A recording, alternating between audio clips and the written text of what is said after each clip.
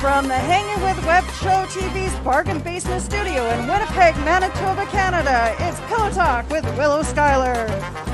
Will you take me to Winnipeg? I will, someday. Toronto, Montreal, Quebec, Winnipeg. Now what's this guy doing up here in Manitoba? He was holding the map up. Every salvage mission that's been through this system has disappeared. Even those old pirates out at Winnipeg Drift say it's cursed. Cursed. Winnipeg's got a great ballet. Have a good time, I swear to God. Sweet guinea pig of Winnipeg! They've taken over our company! Balderdash! I never agreed to that! I should have stayed in Winnipeg, you know? I had a nice gallery, 3 paintings in the wall. Are you kidding? And you look back. Born home, Quebec. Drafted out of the juniors in the 5th round to the Toronto Maple Leafs. Played for a year with the Leafs, then traded to the Winnipeg Jets, then to Calgary, then to Boston. Wow. So Winnipeg must get pretty cold up there. That's it! Back to Winnipeg!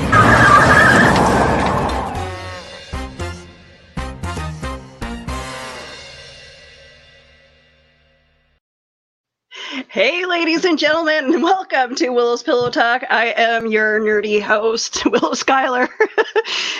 So, Brian, we were discussing this in the backstage where I actually was told earlier that it was kind of derogatory to to call people a nerd. Do you prefer the term nerd or geek? I prefer whatever you want to call me. Hey, dude, lazy fat man. It doesn't bother me. I like the term nerd just because I feel like like on my show, the Dastardly Dingoes, we talk about everybody's a nerd about something. Everybody nerds out. So I use that term more. That's the only reason. I have no real preference. All right.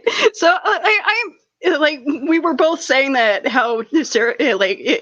okay, so yeah, the term was I shouldn't be calling people nerds because it's stereotyping. Both me and you have agreed that we're both the typical stereotype of a nerd. Checking all the boxes. Yeah, that's me. Yeah, absolutely. Like, yeah, I had in junior high, I played basketball, but I was like the safe person. I was the one standing underneath the net hoping that the ball would come. Yeah, I was the kid that was good at sports but had asthma, so when he tried to play the sports, he would pass out. That was always me. So I'm that stereotype where I'm that kid in the corner going, that was me. Meanwhile, I was one of the fastest kids in elementary school. Not anymore because I like pizza too much.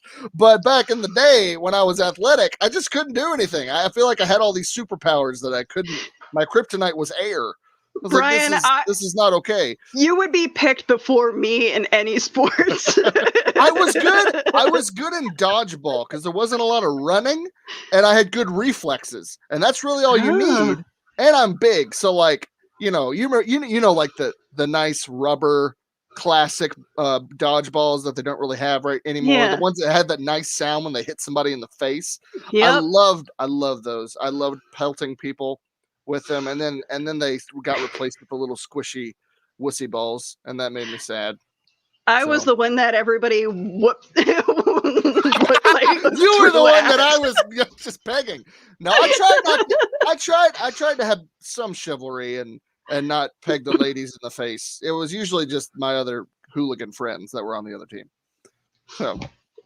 So we got some fans in the chat here. Carl. Hey, Carl. Carly. Quiets down. No. Don't. No. Please, by all continue. means. Yeah. And of course, Of course, there's people trying to ask me if I want to become famous, and no, I'm quite okay with being known as the most hated person on YouTube right now. I will say this: who in their right mind would ever actually want to be famous? Like, you just look at people that are super famous; their lives suck. Like, yeah, they might have nice houses and cars, but like, good grief, the stress of just having people follow you all the time and annoy you. It's like, no, yeah. thank you. Leave me alone, you know? Hey, Ryan, what's up? Good to see What's up, you. dude? Brian, it's not like I haven't seen you all day. I know, right? I told Brian at one point, I was like, Brian, we've got to stop doing so many shows together. I'm starting to see you more than my wife, and this is a problem. Or is it? I don't know. I know my husband's like, you're doing way too much. When are we going to spend time with each other? It's like, like, I don't know. I live with you. Get back to me next week. Right. Yeah. Now the thing. See, what I did was I just drug Robin along with me. So now our time together is doing this. She just doesn't like doing shows because she doesn't like being in front of the screen, even though she's really good at it. She just doesn't like it. She's not comfortable. See. And I'm lucky that I married married a fellow nerd. So like he loves going to all the movies and comic book stores with me. Yeah. Although it's more me sitting on the floor looking at the back issues than anything. But he'll come to conventions, but. Poor guy, like, because I'm a costumer, he has become my my handler. Ah, yes, yeah. So he's the one carrying all the bags. Because you got, I would say like Robin is a nerd in the sense of, but not a comic book nerd or pop culture really. She's an accountant, so she's a different kind of nerd. But I have been corrupting her successfully into bringing her into the comic book world and into the pop culture nerd realm, and she's just welcomed it, which is wonderful. She's been such a great partner in all of this, so I'm really thankful for that. Otherwise I would probably not be doing this at all. Yeah, but I mean, you have your show. Wow, I always mess it up. Dastardly Dingoes. Yeah, that's it. When did you guys start that? So let's see, a couple years. Let's see, so it was 2 or 3 years ago now. Sorry, COVID dropped like a gap of time. So we're like things that I'm like, oh yeah, last year. That was 2 years ago now. So okay, 3 years ago we started. Me and Jeremy Woodring, who's currently the producer of the show, and our mutual friend Justin started just an audio podcast, and it was just, reviewing movies, talking about nerd news. That was about it. And season 1 of the Dastardly Dingoes is actually on like all the podcast platforms, but it wasn't YouTube at all. Then we transitioned when COVID happened. We transitioned into a YouTube show. That wasn't really Justin's thing, although there are whispers of his return, which makes me happy. So he is... So he kind of backed away, and Jeremy and I did season 2 just ourselves. Then we turned it into more of an interview show to kind of fill that gap of the previous chemistry that we had with Justin. And through that, we actually found our new third co-host, which is Chad. Chad was on a couple times, and it's funny. Jeremy and I both knew Chad separately, but we didn't know that we all connected. And Chad's a really good friend of mine.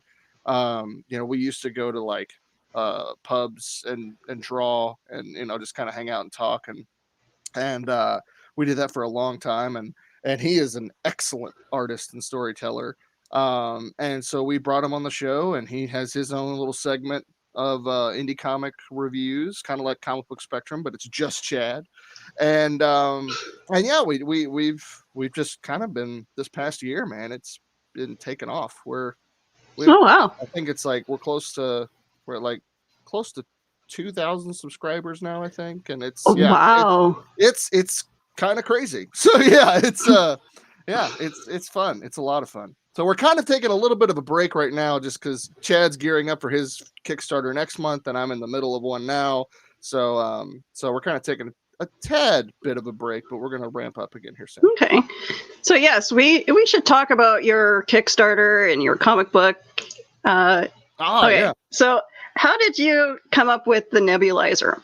Well, it's actually really funny because, you know, I mean, as I've discussed before, you know, I've had asthma my whole life, and chronic asthma, you know, sometimes it kind of kicks my butt and I can't go anywhere or do anything. And that's been a part of my life, you know, since I was 2. And so really my asthma is why I got into comics. Really, when I was a kid, you know, my parents would hook me up to my nebulizer machine and you know, set me down in front of the TV, in front of cartoons or movies and drawing paper and comics. And that was kind of to get my mind off of everything. Little did they know they were starting an obsession. And so my love for comics, creating comics, just continued to blossom over the years. And it's funny, like all my life, whenever I was hooked up to my breathing machine, people would make jokes, you know, just trying to lighten the mood or whatever, and said, "Oh, you look like Darth Vader," or something like that. And I was at work 2 years ago. I was in I work at my day job is I'm in tech support for a security equipment company, and we're sitting there programming stuff, and we're just talking comics, and you know, we're all nerds, and that's what we all do all the time. And so I had an asthma attack because they like to play a game. They try to make me laugh until I have an asthma attack, and whoever makes me have an asthma attack wins the game. I always lose the game, and I'm not a fan of that. But hey, you know, whatever. If it brings joy to others, screw them. But so I was taking my treatment after they had played this terrible game with me, and we started talking about, you know, like this. Wouldn't it be fun if there was like an asthmatic superhero? Because that one of the guys said, we need to, you know, 3D print you a nebulizer suit. And then that started, you know, kind of rolling with that. And I drew a funny little sketch and showed the guys, and they were like, actually, that's kind of good. So I went home and I drew a more serious sketch and posted it on Facebook, and it blew up. Everyone, you know, commented, reacted. They're like, this is great. And people were like, when's the story coming out? When's this comic? I was like, I don't have a comic for this, but okay, I'll make one.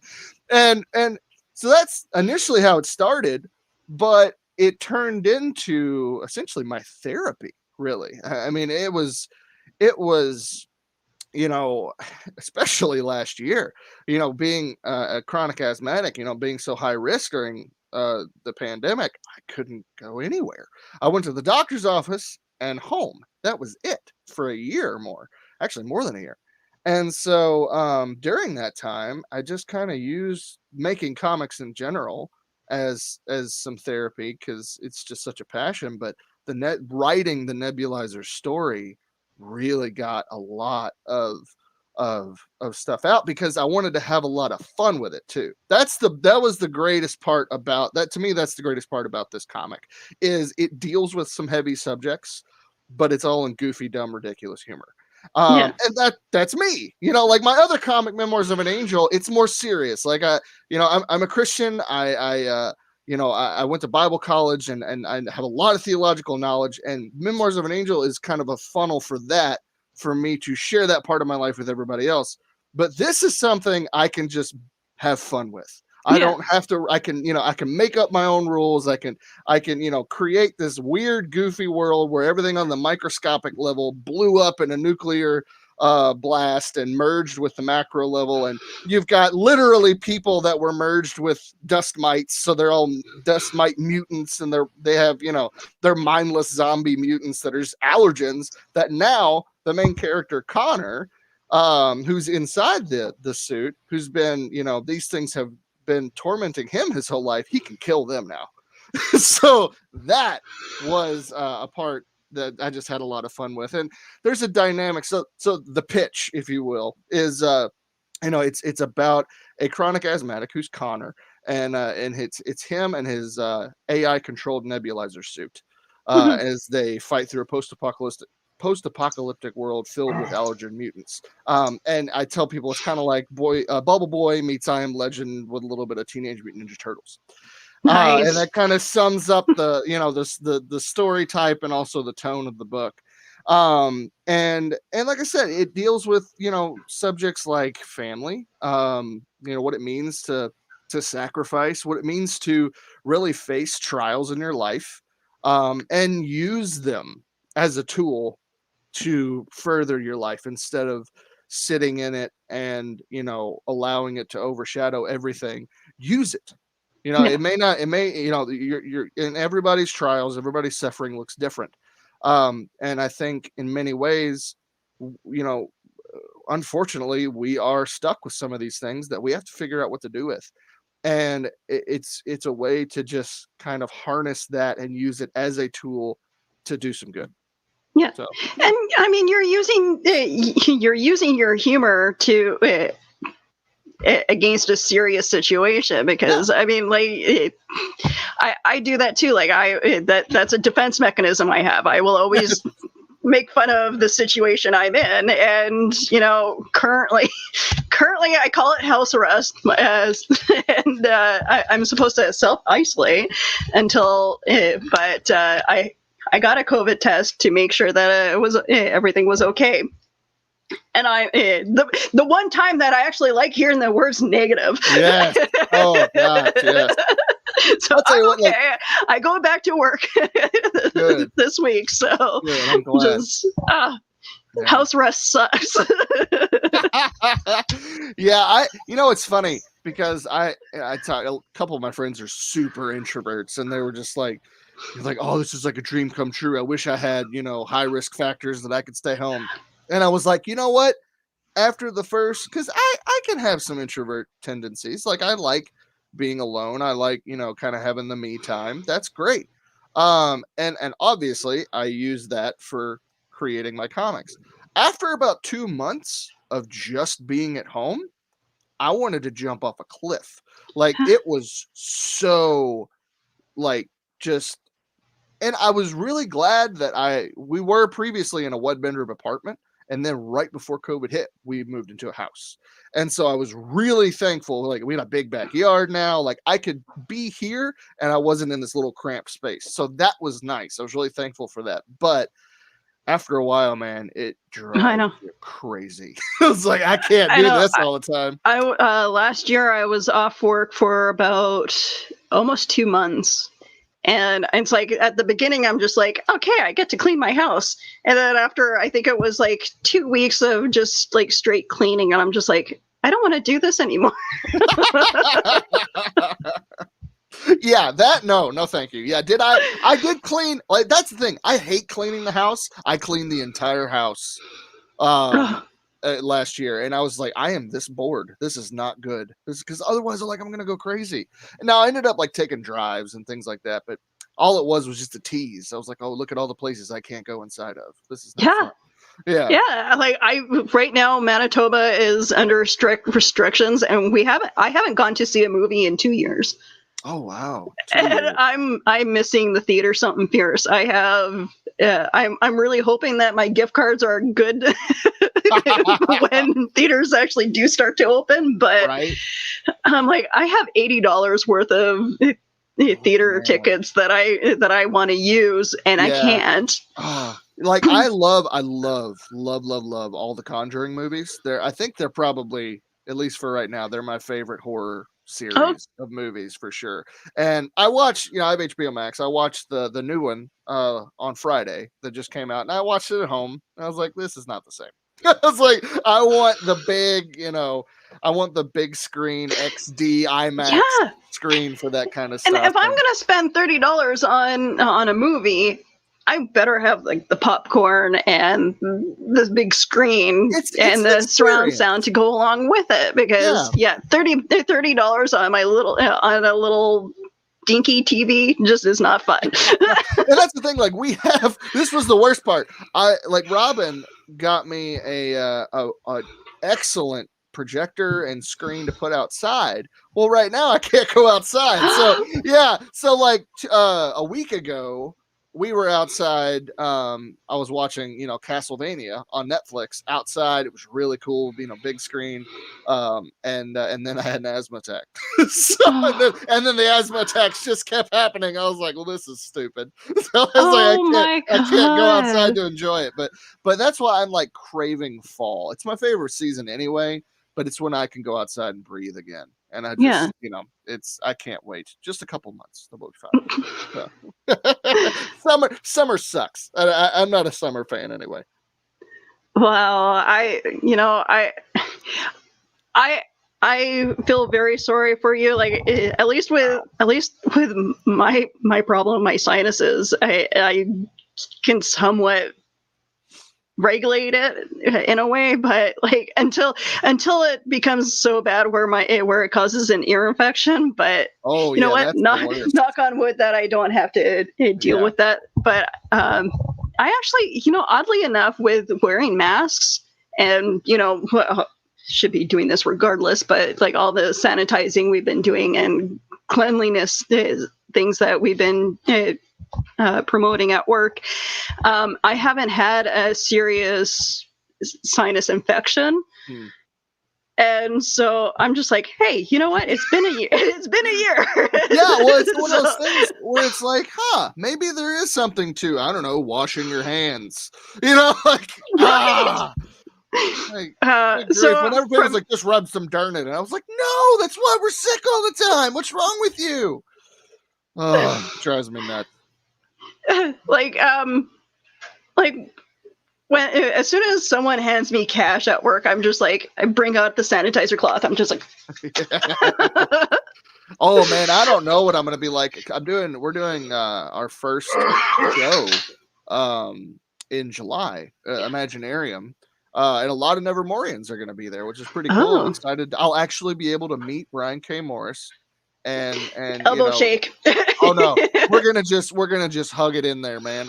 He's vaccinated. That doesn't really bother me so much because CDC, I trust what they say. Yeah, exactly. Yeah, if you're vaccinated, that's cool. But other than that, I ain't hugging anybody else. It's like, if I don't know you and I don't know that you're vaccinated, you stay over there. Yeah. And we'll just play that game for a little while until we get this thing sorted out. Well, it's been a year since I've actually like hugged my friends or actually gone out and hung out with them. Really, I did a photo shoot last year. That of course my friends were like, "Oh, you usually plan photo shoots for your birthday." I'm like, "That's not gonna happen." Not until I see everybody gets vaccinated. Yeah, that's the key, man. Like as soon as as soon as we get that herd immunity, that's gonna be great. But at the same time, like I'm still cool with a little distance. Like all those like the graphics that they've had, showing like how much crap comes out of people's mouths and all this distance. I was like, I don't care if it is COVID. That's nasty. I don't want that. Yeah. I don't want what's coming out of your mouth. I mean, they did Mythbusters did a show on like how far a sneeze can travel, I remember bringing that up last year when everybody's like, I'm not wearing a mask. I'm like, really? Watch this. Like, oh yeah, would you like to go to YouTube for facts? Check this fact out, I'm like, try being on a bus and someone sneezing without a mask on. Yeah, there is no social distancing from that. Yeah, everybody sharing in that sneeze. Delicious, No, thank you.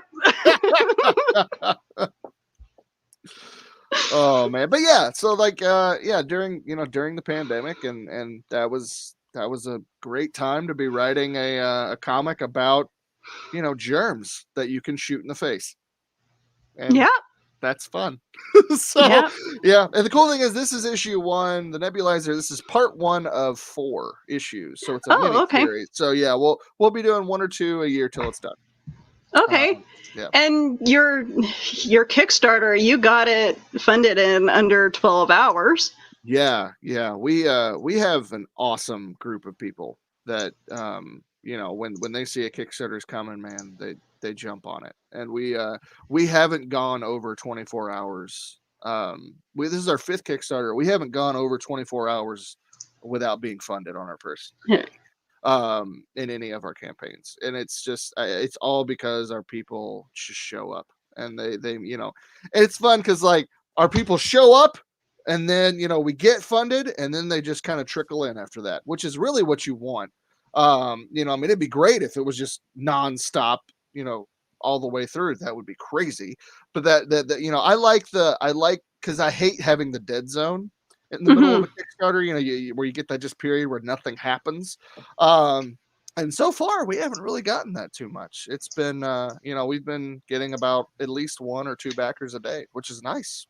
Oh, nice. Yeah. So, okay, I'm going to share my screen. Okay. And don't be alarmed, because the funds will be in Canadian funds. So okay, cool. I'm not sure what that translates to American funds, but you're up to $3,270 in Canadian funds. Holy crap. We have a lot more backers than I looked at earlier. Awesome. So, yeah. Congratulations. Thank you. Oh, that's I actually pulled it up on my screen. It's a little over $2,700. Oh, okay. In the American dollars. So yeah, that's awesome. Well, thank you guys. Thank you if you're watching and you backed. Cheers. Thank you very much. So okay, just gonna scroll down. Okay, so hold on. Scroll back up. Oh, I'm sorry.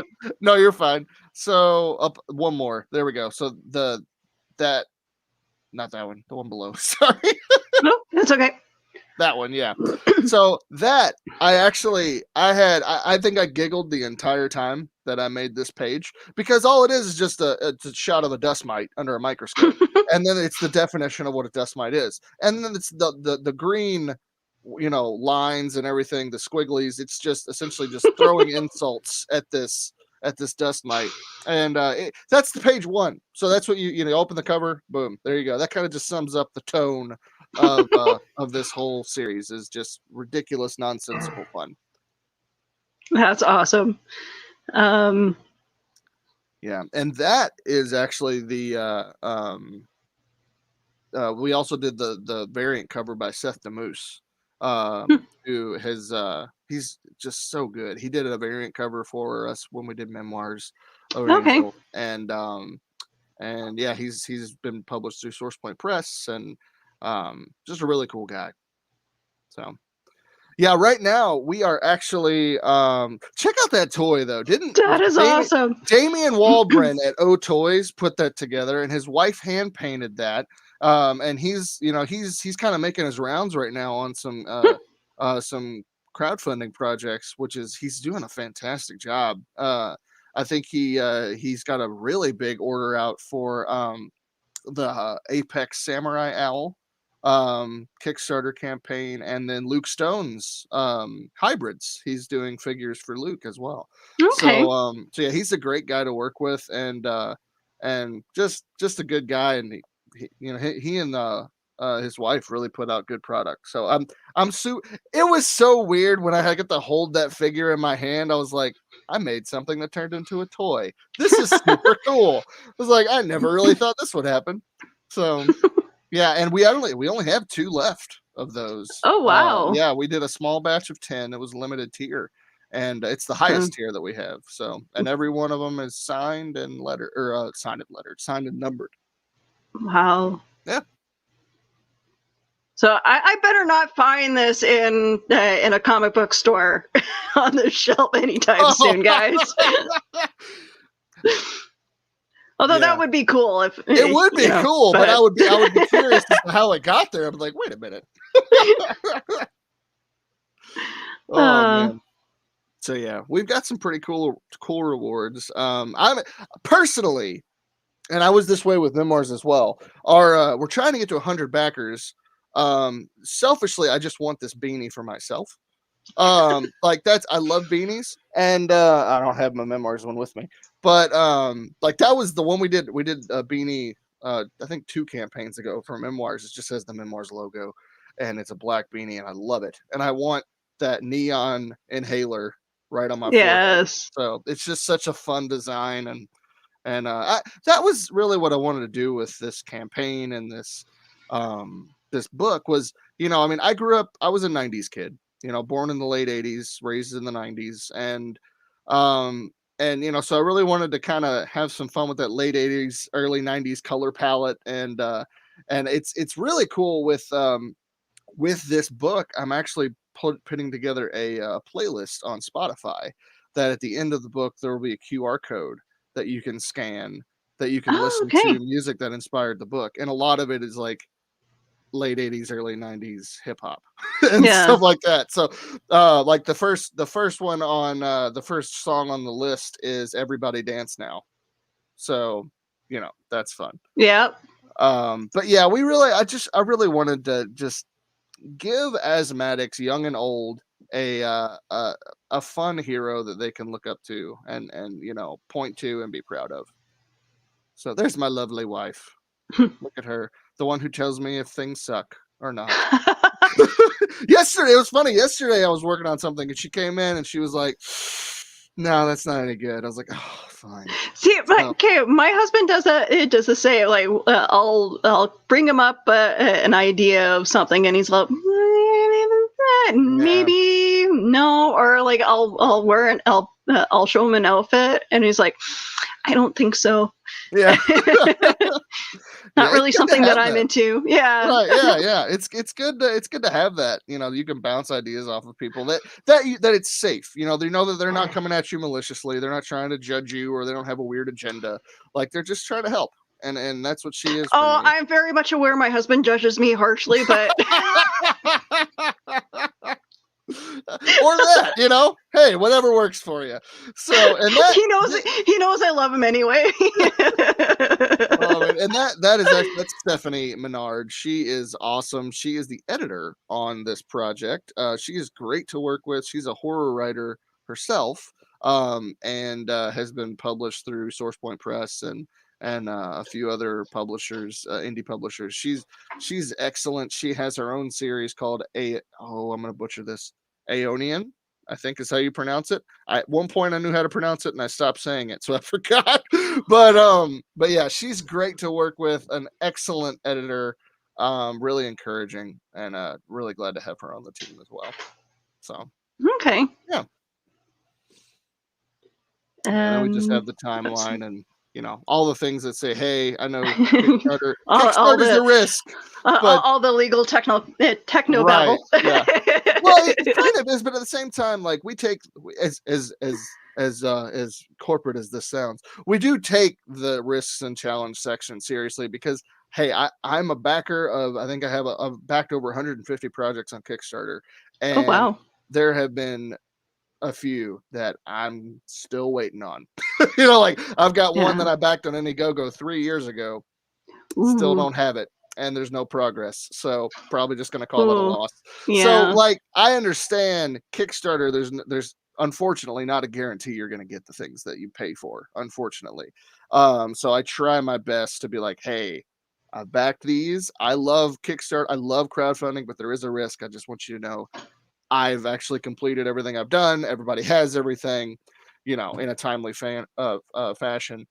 And I get it. You know, it's so I like to kind of put people's minds at ease a little bit if I can. Yeah.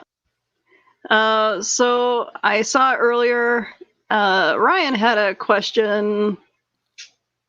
Okay. Ryan, my two favorite people. I love you so much. All right. So Ryan, Brian, what was your favorite, your first comic that you have ever read? If you can remember that far back. The long time ago. No. I would say I have to say two things with this. The first comics that I ever remember reading are the Future Shark saga of the Archie Teenage Mutant Ninja Turtles comics and Death of Superman. Those were the two I remember going. This was back when comics were still in grocery stores, and I remember passing at one of the big supermarkets that we went to like twice a month. We were always passing the comic section, and that's usually where I went when my mom would go, shop, and I was begging her to let me have the Death of Superman trade paperback or the graphic novel, and eventually I wore her down and I got it, and I think, and I nerded out so hard over that book because I was still pretty young. I didn't really know what was happening, but I was learning what comics were at that time, and and I made audiobooks on an actual like tape recorder. You were in Home Alone 2, the little talk boy thing. I had one of those, and I made an audiobook of the Superman or the Death of Superman graphic novel where I did all the voices. I'm so glad that it's been lost somewhere because it would be super embarrassing. My mom probably has it for blackmail, but yeah, those two, I actually, I think there was a cover of the Future Shark series where I believe it's Leonardo who's like passed out in a swamp with his sword sticking in the ground. That image, I think I've redrawn that image like, I don't know how many times throughout my life. It's just that series stuck with me. And then of course, Death of Superman. So yeah, those are the first comics. So I remember my friends having the Talk Boy stuff. The coolest thing that I've ever had was the Cricket doll or the doll that you'd stick the tape in and it would talk. Yes, it's so creepy. Yes. I remember putting in an AC/DC tape into it. I did that. I had a Teddy Ruxpin. Same thing, yeah, and it was the same deal, and I did the same stuff. It was so fun to watch Teddy Ruxpin sing, metal songs. And then of course Chucky came out, and I'm just like, no more dolls for me. Burn it. Yeah, no, thank you. Do you have a favorite Power Ranger? Probably Tommy. I feel like that's a lot of people's favorite. I love the Green Ranger's arc in Mighty Morphin Power Rangers. Rewatching the show, doesn't hold up. But the comics really, they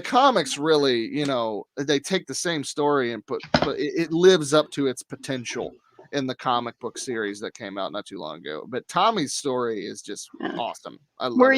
Were you a huge Power Ranger fan? Oh, I had all the toys and everything. Yeah. Absolutely. Ooh, what you got? Yes. The communicator. Oh, that's so cool. Oh, that's awesome. That's so fun. Yeah, I had like all the Power Rangers toys and all the Ninja Turtles toys. So like I had all the Megazords and all the the sewer set of the Turtles, and I actually have a lot of that stuff in storage out back still. I need to go through. They're all in like big giant tubs. They'd be worth nothing because I played with them all the time. But I'll probably decorate my office a little bit more with them when I find them.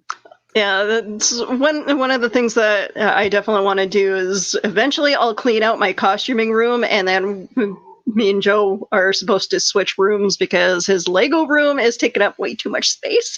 He wants the bigger room. So yeah, I'm gonna have to downsize my costumes. That's awesome. I love that. I love that the nerddoms are clashing in one home. Well, it's funny, like because Lego just released the Daily Bugle building. Oh, cool. And of course, like Joe's like asking me how much money I have in my accounts, and I'm just like, well, I could afford it. And he goes, "Do you want to go halfers on it?" Yes. Nice. So yeah, we love our Lego. Very cool. Yeah, Robin's actually started really getting into Legos, which is funny. It makes sense because she loves puzzles and stuff. I'm not a huge Lego guy. I want to create the story that the Legos are based on. that would be cool to see. But no, Robin's really started to get into to building Legos, and she's obsessed with Friends. Oh, like, you can say a line, she will tell you who said it, what episode it was, the lines before it and after it, what season. Like, she's insane when it comes to this. It's just her. She loves the show. And and she got for Christmas a Lego set of the cafe from Friends, and she put it together. It's actually in our living room right now, next to her collector's edition. So yeah, that's fun. Yeah, we have the Ghostbusters Ecto one and the Fire Hall. That was interesting watching Joe put that together. I actually helped him a little bit, but but we have the massive over what is it, like 300? I don't know, 300,000 parts to it of the Millennium Falcon that we have to get to. I was about to say, my friend, one of the guys I work with, he is in the middle of that. Wow! Big Millennium Falcon. I think he has about half of it done already. He did the Enterprise already, and it's hanging up in his office at home, and it looks gorgeous. Lights up, and it's really cool. Wow! Yeah.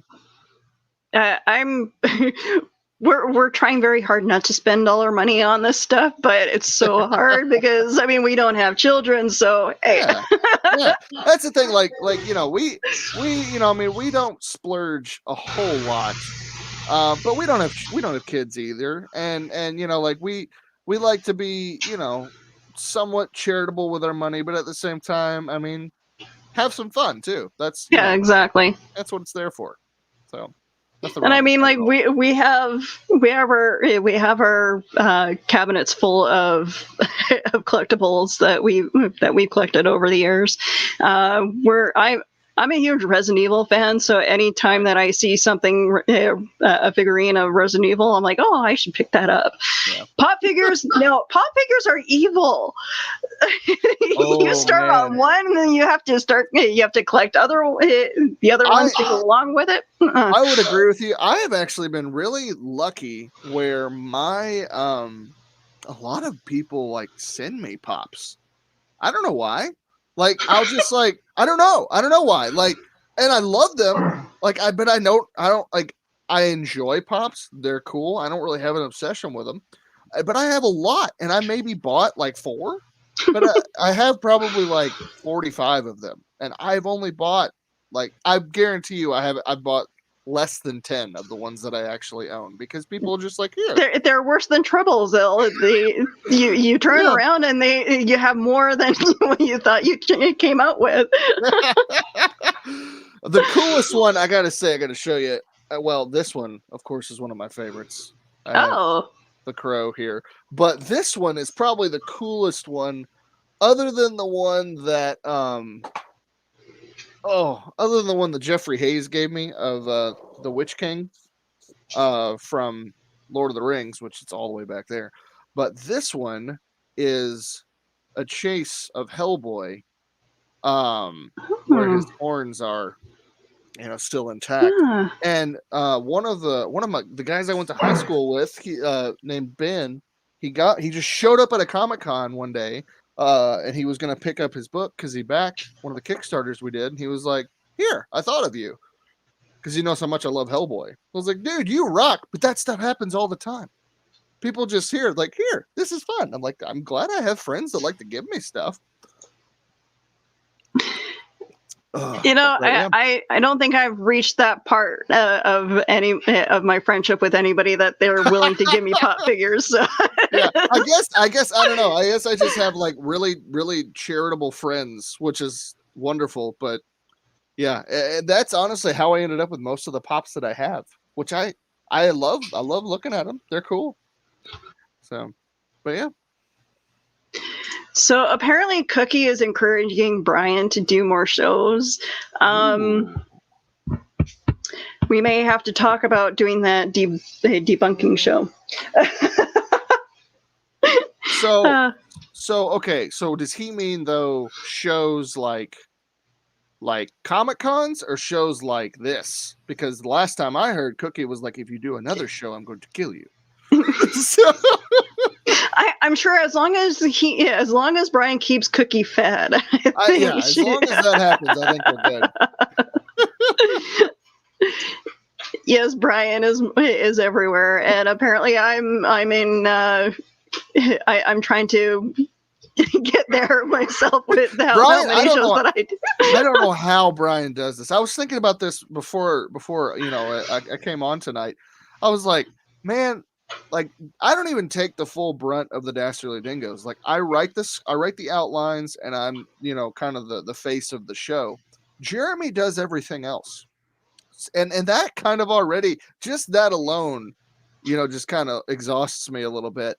I have no clue how Brian K. Morris does the amount of shows that he does, and writes books, and does shows, and does not. Oh, I was about to say and does not lose his mind, but I think he already lost it, which is probably why he can do that. I love you, Brian.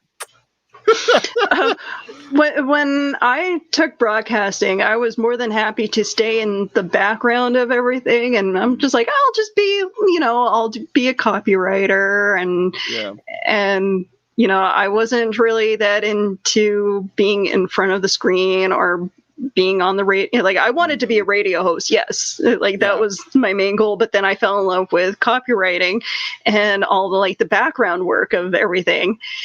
And then, of course, I'm like, I'm going to do a podcast one of these days. And for some reason, it took me 2 years to finally get this way. Hey, man. I love it that so many podcasts are coming out, and so many shows on YouTube and Twitch, and carrying over to Facebook Live. I love it because, people say, oh, it's such a saturated market. It's really not. Because 5 people can talk about the same topic, and they can all have different perspectives on the same exact thing, and you can learn something different from everybody. And that's what's happening, is we're all bringing our voices to the table. And I mean, I can't tell you how many podcasts I follow that are just nerd based that pretty much say the same thing, but from a different perspective. And I love it because that's how we learn. That's how we grow, is we listen to different people who are different than you and different from each other. And I love this podcast boom that really the pandemic has helped grow.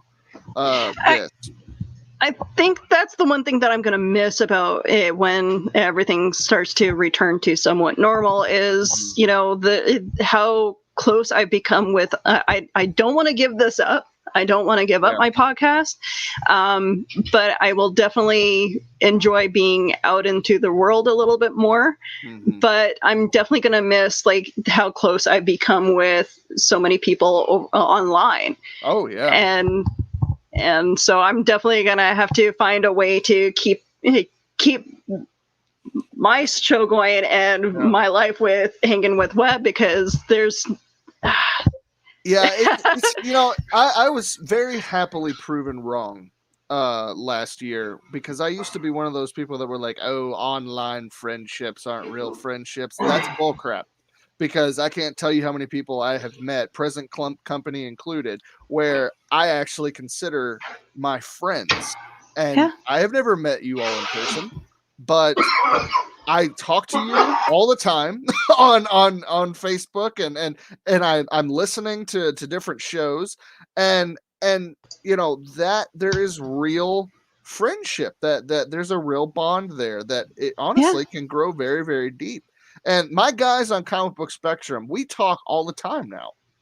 We're talking, at least every day, once a day. We're and it's not just about the show. We're just talking about comics. We're talking about life. And I've not met any of them in person.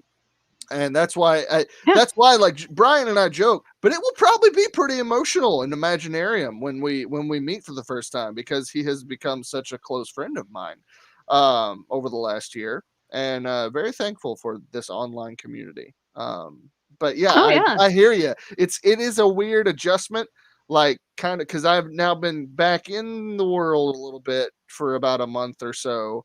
And it is weird, because people that I hadn't seen for a year, these are the people, the online folks have been who I've been hanging out with, and now my friends that I'm now back out in the world with, they're like, let's hang out. I'm like, oh well, this time is Brian's show. I have to be on over here, So, and it's like, it's just funny how that it's life's just changed a little bit, and it's taken a turn. So I think it's just gonna be a new normal of bouncing back and forth between, the digital world and the in-person world. I have always said, like, for some reason in real life, I'm able to meet people everywhere I go, but it's keeping the friendships in real life that I have a hard time with. And like, I try very hard to, message people, see how they're doing, keep track of everybody. I have a few friends that I do try to hang out with on a regular basis, but for some reason, all my friends just seem to, I seem to chat more with my online friends than I do and with the real life people. Well, I think a lot of that also has to do with how much we're on social media. I mean, you think about that fact, like you already add that into our culture. Well, now we're adding real friendships into that loop where we've pretty much just counted on those people for a year to really, to be involved with. It makes perfect sense as to why this group of people we love so much. And it's almost, it's a place you love to go back to. And I like the online community a little bit because of, I have this weird, like, I'm dorky, and sometimes it can turn people off. But at least with you guys, I can actually be myself, and you guys encourage my behavior. Indeed, yes. No, and that's like, I think it's, but at the same time, I think a lot of it is like, on social media, we find people that have those common interests immediately. They don't have then we don't all, I mean, good grief, you've seen fandom, how demented some of these, conversations can go, and everyone likes to hate on everything. But in those pockets of in this umbrella of negativity that the social media network can be, we find these little pockets of community, like the Rising Tide Network. That I think all of us, that we would call ourselves Nevermorians, we all love the same stuff, and we're all, pretty friendly, decent people. So we get along really well. And then, of course, if somebody comes in that tries to ruin that, we just shun the non-believer. And there we go. Exactly. So Joey has some encouraging words for you. Hey, Joy, how you doing? Sorry, Joy, my apologies. I can't read. You're fine. I'm glad that I can breathe today. So, don't feel bad. Hello, mechanics. All I need is Donna, a few friends, and my internet. Exactly. Yeah. I also think, like, over the last year, like, I mean, there have been people that have, unfortunately, a lot of people have shown true colors that we didn't know before. And, tell me about it. Yeah. I mean, over the last year, we've seen that, and we've seen other people in the positive opposite direction. And so, this past year has been one of the most changing events in the world, not just because of the virus itself, but because of, well, not just the virus, but because of these polarizing things that happened, we've been able to see who people really are. And that has broken relationships apart. It's also brought other people together that weren't there before. So it's been an interesting year. No, there's nothing like sitting in a real theater with a kid kicking your seat. Okay, that's the part that I do not miss, but you can go real late at night. Usually there's not children. Sometimes there still are. You always get that one couple that goes to the midnight premiere bringing their newborn baby to a horror movie. And I'm like, what are you doing? Like, and first loud noise, the baby starts crying and nothing happens. Because the babysitter last minute canceled on them. He's like, guess what? You're a parent now. You're not going to the movies tonight. I don't know what to tell you. Sorry. Right. Yeah, but no, that stuff I don't miss so much. Don't forget sticking to the floor. I have friends who work in the theater, and I feel bad that a lot of the stuff that they have to deal with, and I will always throw my stuff out at the end of. I very seldom leave my shit on the floor. Yeah, I think that is just rude. Yeah, and I usually, if I pass one of the folks that clean up afterwards, I usually like to say thank you. Just I know it's their job, but like they're just sitting there with a broom and a dustpan. They're like, get out, so I can do this. Yeah. Like this, our wives are bringing crowbars to separate us. Very true. It's very, very true. And it's dangerous because we're both on the main floor. I don't know if the map of Imaginarium is out yet, but if they put Brian and I anywhere near each other, we'll be lucky if we sell anything because we're just gonna be talking to each other all the time. Hey Grant, good to see you. Hey Grant. I'm so excited for his Beowulf too. Yes. I loved the first one. It was really, really good.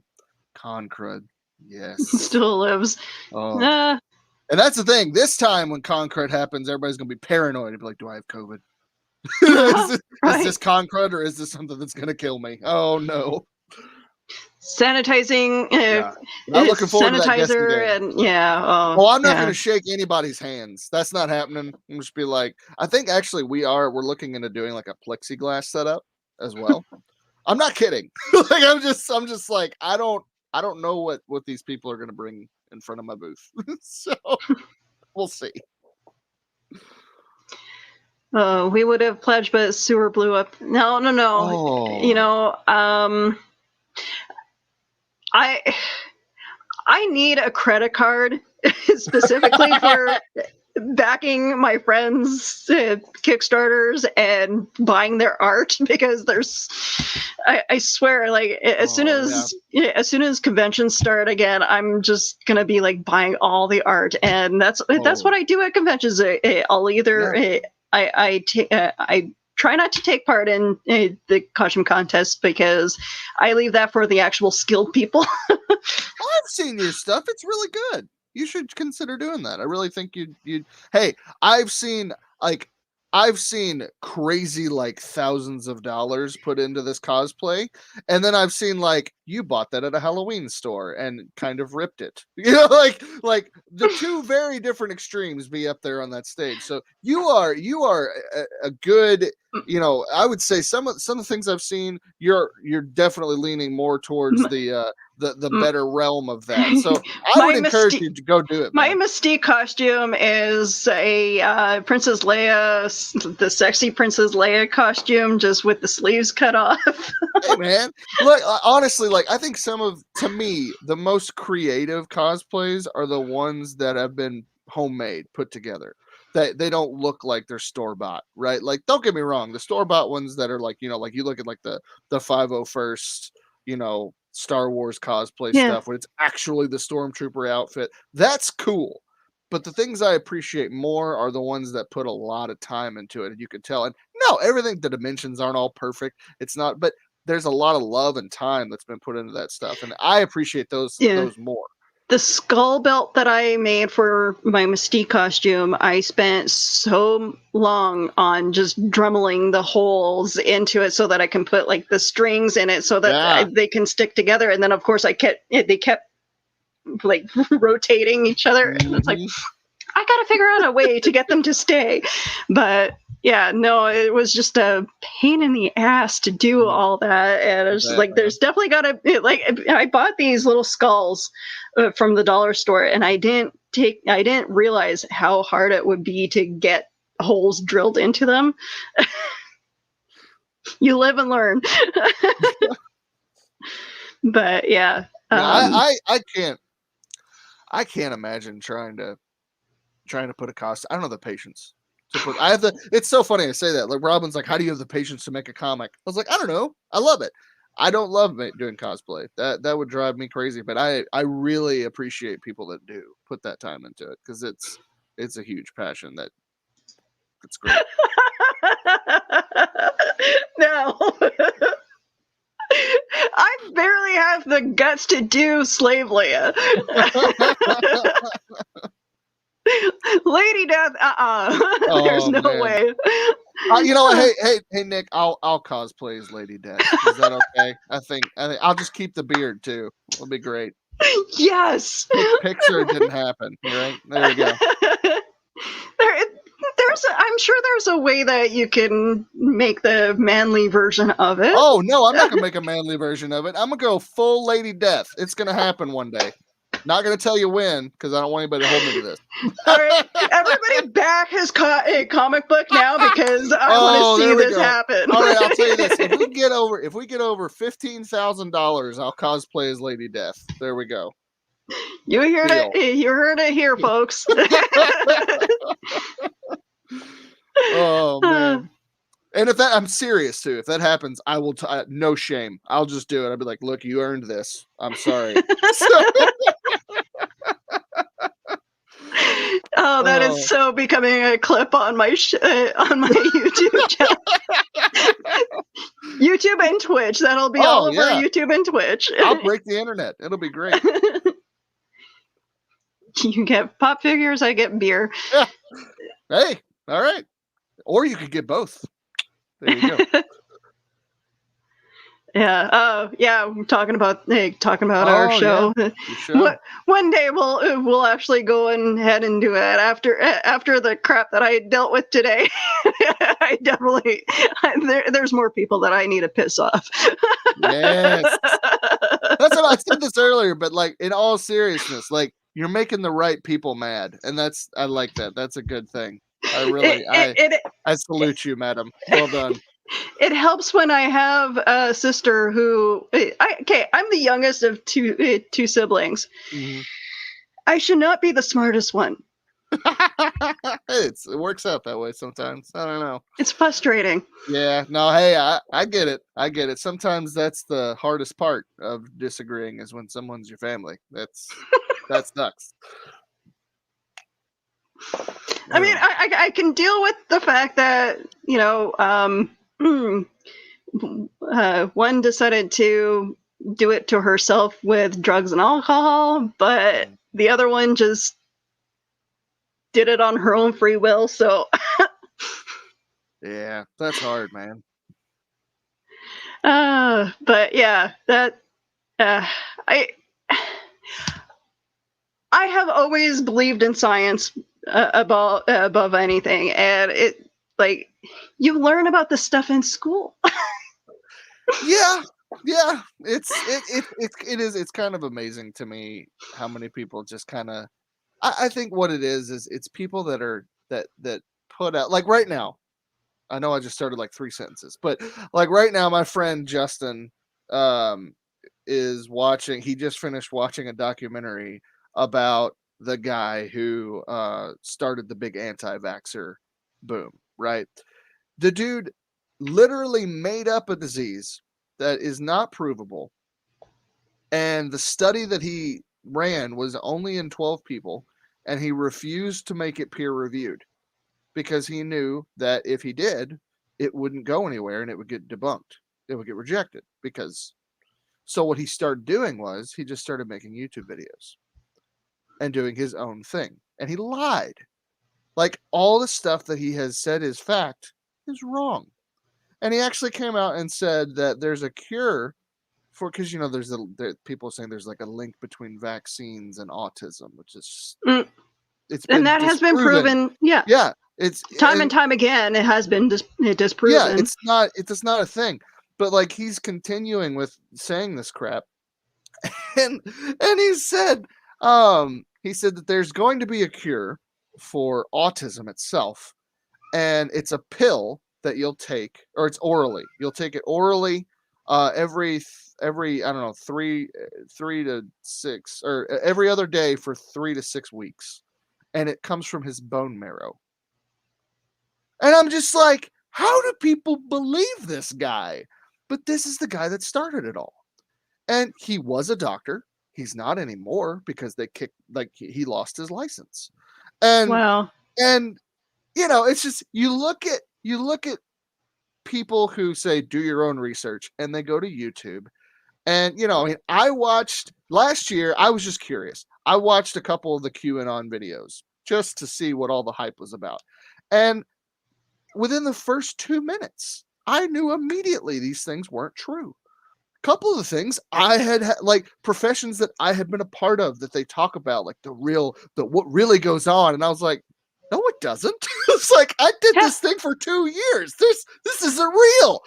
And what they do is they just make statements and then they move on and they give zero context and zero facts. And then move on to the next topic immediately. And I'm just like, how is this research? This doesn't make any sense. How are people buying into this?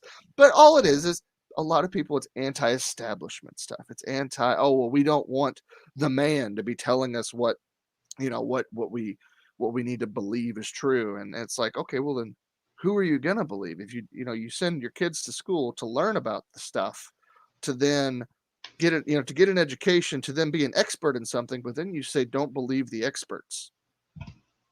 Where's the logic? There is none. I know. Right.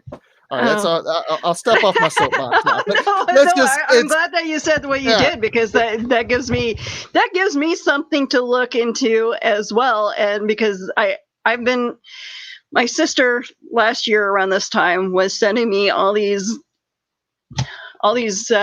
links to what she believed. Yeah. And she's like, and we got into a huge argument because I'm just like, you cannot tell me you actually believe this stuff. Mm-hmm. And she's all, well, and she's like, I just wanted to have a conversation with you about it. And I wasn't actually saying that I believed in it. I was like, but you do. Yeah. Yeah. And I don't know, like for me, it's one thing to be, to speculate that something might be true. Hey, you know what? Some of these conspiracy theories, sure, they might be true. Who knows, right? Maybe there is a microchip in me. Who knows? What are they going to do? Watch me go to work? You know what I mean? Yeah. Like not that I shouldn't be concerned You're about that. You're being tracked already, folks. Exactly. You know what I mean? And it's also like, well, what if the deep state is actually ruling things? What if they are? What are you going to do? And it's not like just roll over and die, but it's one of those things where it's like, you can only worry about so much. And if something is so far out of your control, don't worry about it. Yeah. Don't worry about it. If it's directly in front of you, worry about it. But if it's this grand conspiracy that you really don't have any facts or visual evidence of, then it's probably not true. Yeah. And move on with your life. You know what I mean? I don't know. What gets me is how many people will just like throw something out there out of left field, and it's like, and they think that it's true, or like, okay, yes, flat earthers. Okay, I made the mistake one day to just like go down the rabbit hole, but it was just like, it almost seems like as more and more things that you dig up about it, it just seems like it was concluded in a chat forum in like the early 90s or something like that, where people were like, okay, let's come up with a conspiracy theory that is so far-fetched that people cannot believe it, but a bunch of people actually do believe. But it's just like all these random facts that make no sense. Nope.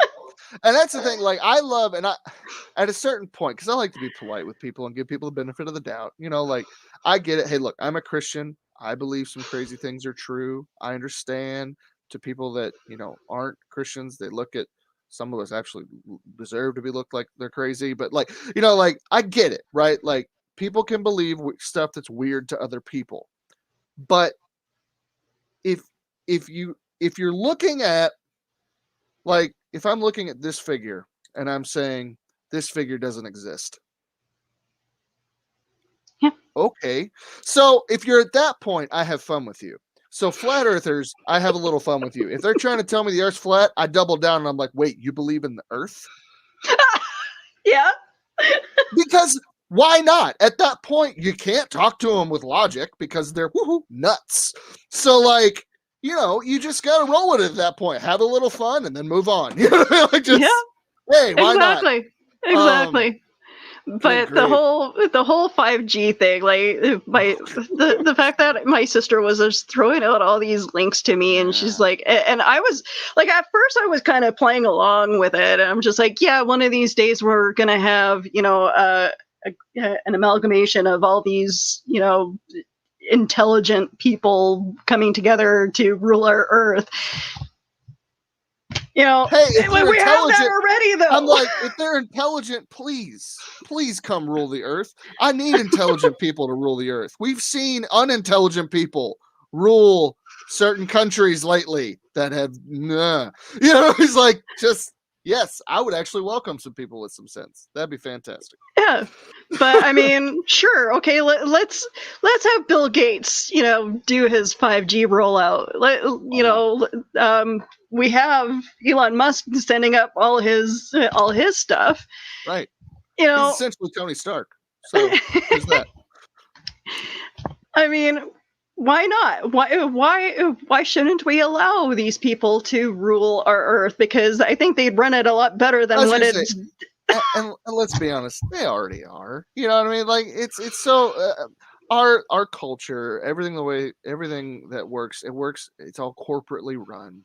And yes, there's democracy that still exists, but it's just, I don't know. I'm of the mind of, if you have enough money and you have enough popularity, you can pretty much do whatever you want. Unfortunately, I don't think that's a good thing, but I think that is how the world that we live in. So we're already there, you know, for better or worse, we're already there. Yep. I think depending on the person, right? And that's with everything. That's what it all comes down to. If the person is going to take that power and put it in a good direction, then we're better off. And if they're not, then, you know, we'll go to hell in a handbasket. And let's be honest here, folks. I welcome 5G. I'm tired of internet being slow. Yeah. I live in a city. There's no reason for things to be buffering. No, I live in the neighborhood that I live in. We are at the tail end of it. If I drive 20 feet, I go into a dead zone. That lasts until I get to the other end of the neighborhood. I'm like, this is the year of our Lord 2021. Why is this happening? Like, what in the world, man? Come on. Yes, the dead zone thing, I totally get, because we have one in the middle of my city. It's just, for some reason, around Academy, like Stafford and Academy, just like just that space, just you cannot pick up cell service whatsoever. Yeah. Why that? Why in that spot particular? Because there's a school right there. There's it's a major highway. Like, is there a house that's blocking the signal for some reason? I don't know. Who knows, man? Who knows? And that's the thing. It's like, we can send something to Mars that sends pictures to us, but I can't get internet down the street. Like, why? You know? Yeah. And it's all money. That's what it's all about. So, anyway. Oh man. So yeah, I don't typically worry about that kind of stuff. I usually just make comics and have fun. So, this is actually the first time I've gotten on a show and talked about any of this stuff. So I'm glad that I gave you the soapbox to do so. That's what I like about the show, is like, it's going to be random discussions no matter what. I'm never going to be on topic. Well, that's the thing. If there really is no agenda, then everything's on topic. Pretty much, yeah. Everything's on the table. Right. So what has inspired you to do your memoirs of the Angel comic?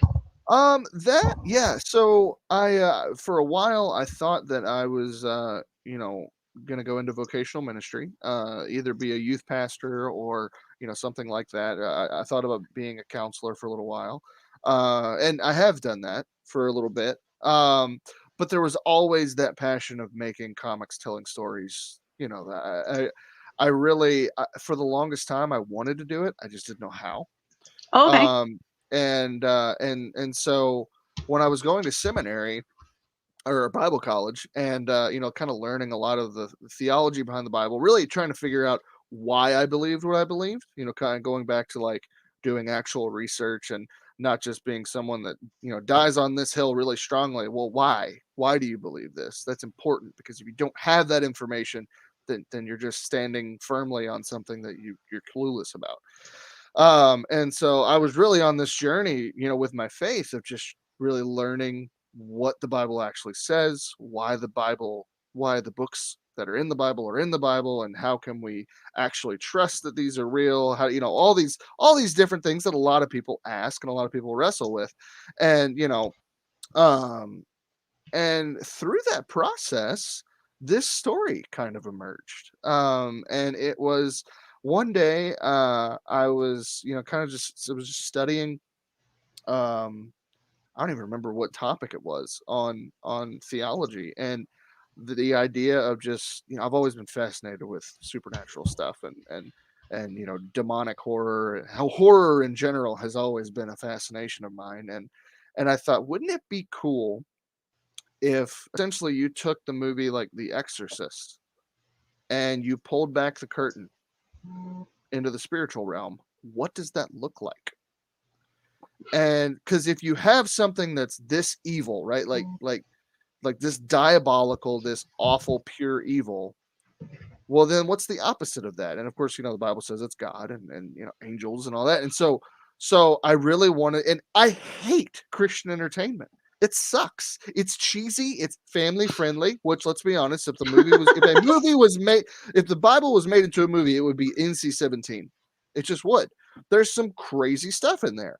And I hated that Christianity just really got caught up in this. It needs to be all friendly and, fun. And it often has Candace Cameron and her brother in it. Yes. I know, right? If I see Kirk Cameron one more time outside of Growing Pains, I'm going to throw something. And I loved him in Growing Pains. He was great. Yeah. I loved Mike Stever. He was awesome. But like, I hate Christian entertainment. And so I wanted something that looked more like Hellraiser, but that aligned with biblical theology that I believed in. And I was like, I really wanted to share this part, because that's as storytellers, we share parts of our lives that mean something, that things that we want to say, things that we want to tell other people. We share that through stories. And yeah. This is the most important thing in my life. And I wanted to share that story with anybody, but my love for comics, the comic book culture, there was nothing. There was absolute, because I looked for years. Yeah. There's got to be somebody that had the same idea as me, something. Nothing. And a couple things got close, but it just didn't. It kind of landed flat. I remember, like, I did collect this one comic, and it was Angels. I think it was like kind of battling like the end time stuff. But after a while, I'm just like, I'm not really into the story anymore.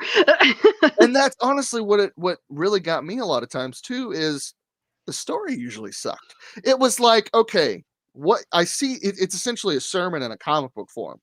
And it's like, nobody likes that. Nobody wants that. We're storytelling creatures. We love stories. And that's if you want to tell something that matters, if you want to tell someone something that matters, you tell them through a story. And whatever medium of storytelling that is, be it movie, TV show, radio program, comics. You need novel. characters that you relate to. Absolutely. You can watch. So, like, take Lord of the Rings, for example. It's my favorite story of all time. I learn more about my life through these very fictional characters than I have in my own experiences. And it's because I can relate to them in their fictional world on levels that I never really understood what I was going through in my own life until I read their story.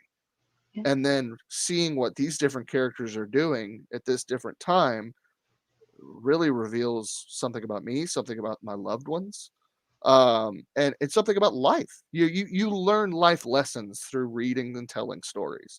And yes, there's a place for sermons, there's a place for dissertations, there's a place for essays, but the thing that moves the heart, the thing that really moves the soul, is storytelling. And unfortunately, in the Christian entertainment industry, you don't really get a whole lot of that. There's not a lot of good storytelling. And if there is storytelling, it's not honest. You know, it's we don't want to go this route because this isn't family friendly, or this is going to become too dirty, or this is, no. Tell an honest story that has meat and that matters. And that's what captures people. That's what will get people thinking about stuff. And that's what will honestly show, what you're trying to say more than anything else. If you try to sugarcoat stuff in stories, stuff just gets muddled, doesn't get through. Mm-hmm. So yeah, but that's where Memoirs of an Angel came from, was just the urge to want to create something that I was longing someone else to do. And nobody ever did it. So I was like, all right, cool, I'll just do it myself. And it'll probably be the thing that I'm working on for my whole life, no matter what mini series comes along the way. Because it means that much to me. Okay. Well, it looks like a great story. I am looking forward to picking it up and reading it, though. Okay, I may be removed from the Christian church, but I'm not fully removed from the faith itself. Yeah. I just choose to believe in certain aspects that make the religion, more and more for my personality. Yeah. But the thing with Memoirs that I love so much is no matter where you are on that scale, whether you be a hardcore Christian or you be someone who worships Zeus, you will find truth there. You will find truth through lies, right? Like that's what storytelling is. That's what fiction does. Is you will find something that you can relate to and that will get you thinking about life, and that's the goal. Plus, it's just a good story that I love telling. So yeah, it's for everybody.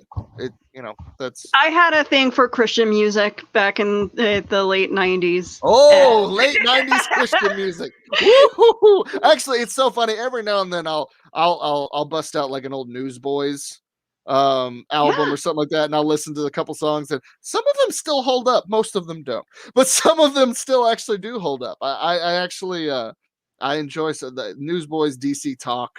The big, more popular ones. Those were the ones that I really listened to a lot. One of my friends introduced me to a group called Plum, and Plum. Tiffany Arbuckle. Mm-hmm. Fantastic voice, fantastic storytelling with her music. Mm-hmm. And I remember listening to one song, and it just like drove deep into my heart. I'm just like, yeah. And that right there, that is what she I don't know if she's still around. Actually, I'm not sure. I think she still does some music. I'm not sure if she does the whole Plum thing still, but but like she's a songwriter. There's a difference there. There's a difference between something that you would hear on one of her albums and what you would hear on like mainstream Christian radio, where it's like literally the same song sung by different people, and it says the same stuff, and a lot of times it's just shallow. You're not getting like Lecrae. I don't know if you're familiar with him or not. Lecrae is one of the he's a Christian. He now essentially classifies himself as he's a believer that is a rap artist. Oh, okay. Because he wanted to separate himself from being a Christian rapper. And so really ever since he started intentionally doing that, his music has grown so much. Now he's still got really good stuff that he did when he was a Christian rapper. But he really, and I think that is a good Chad Nuss, my co-host on the Dastardly Dingoes. We've talked about that before on the show. I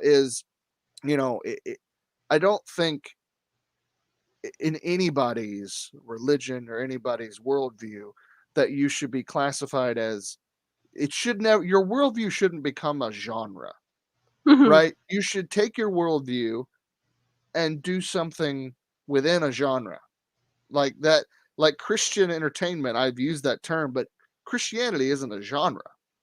It's a way of life. It's a worldview. And, so when you use it as such, I think it kind of, it makes it more shallow. It makes it more not as meaningful, but but it also really puts you in a box where you have these rules now where if it doesn't meet to these standards of Christian entertainment, then you can't do it, or it's not Christian entertainment. I'm like, that's crap. It's like, if you have a worldview, if you have an opinion, make a story, make a song, go out there and do it. So. The Canadian government has been doing that with Canadian entertainment for years, and it's pissing people off. Oh yeah, I mean, what it is it's censorship. I mean, that's what it comes down to. It's censorship, and you ask any librarian, censorship is stupid. Yeah, exactly. And I mean, like we call it Canadian content or CanCon, and we have a regular. They've been trying to pass a law now that they want to bring. They want to regulate Canadian streamers, where it's making it where it's going to make it easier for people to find Canadian content on the internet. But they're also wanting to, it's going to censor, probably my show because I touch on different subjects that is adult oriented. Right. They can now dictate what is appropriate and what isn't. Yeah. So, and we're trying very hard to fight against that because, well, they came up with the CanCon rules of how many percentage of Canadian content you play on the radio or television. And let's be honest, Canadian musicians aren't always all that good. Yeah. I mean, who wants to listen to Justin Bieber? No, nobody. Constantly. Okay, no.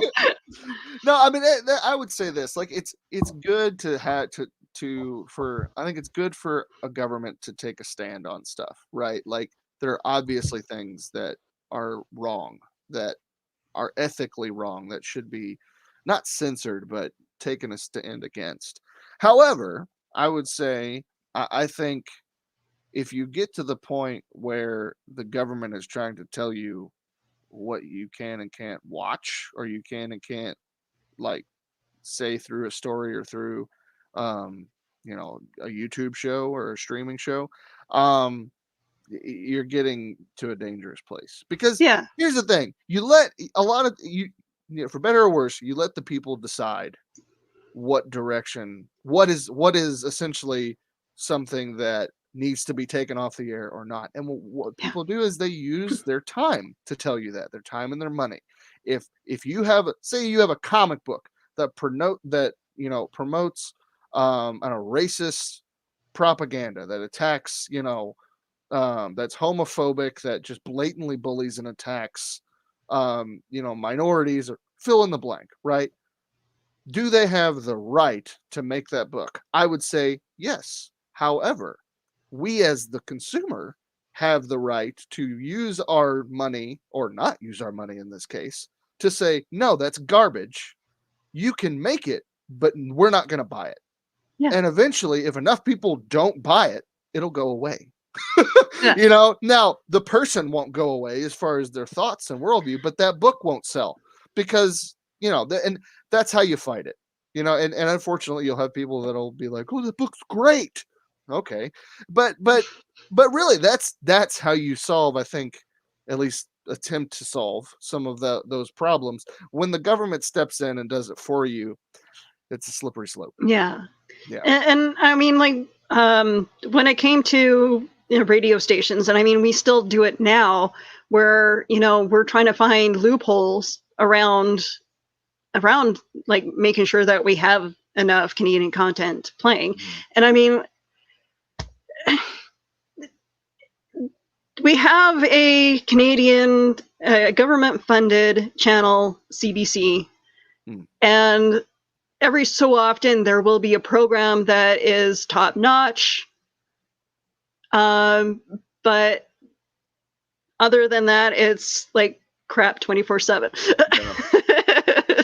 Yeah, it's sad though. Like, I thought about this the other day. Like, I heard somebody say the comment, "Oh, well, it's state run, so it's gonna be, it's a state building, so it's gonna be crap." And I'm like, where do our taxes go? It's like, shouldn't these buildings be the best? You know what I mean? Like, shouldn't these things be the places and the organizations that run the best?